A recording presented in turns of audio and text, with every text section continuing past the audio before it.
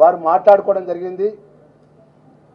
ప్రభుత్వంలో మంత్రులంతా కూడా పంపకాల కోసం, వారి ఆధిపత్యం కోసం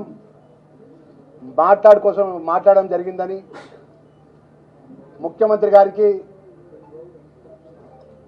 ప్రభుత్వం మీద పాలన మీద పట్టు లేదని చెప్పి నోటికి ఎంత వస్తే అంత పత్రికా ముఖంగా హరీష్ రావు దండు పచ్చి అబద్ధాలతో ఆరోపణ చేసినారు. కేబినెట్ లో మాట్లాడినటువంటి విషయంలో కూడా పచ్చి అబద్ధాలు తెలంగాణ ప్రజలకు చెప్పే విధంగా వారు ఆరోపణ చేసి మంత్రివర్గంలో ఉన్నటువంటి ఒక బలహీన వర్గాల మంత్రివర్గం, ఒక దళితులు ఉన్నటువంటి మంత్రివర్గాన్ని అవమానపరుచుకుంటూ వారు మాట్లాడిన మాటను తక్షణమే క్షమాపణ చెప్పాలని చెప్పి దండుపాల్యం అంటే మీరు స్టువర్ట్పూర్ దొంగలు అంటున్నా. నేను మంత్రివర్గాన్ని దండుపాల్యంగా పోషిస్తున్నా కదా, మరి స్టువర్ట్పూర్ దొంగలా బందిపూడి దొంగలా? మీరు మంత్రివర్గం 10 సంవత్సరాల రాజ్యం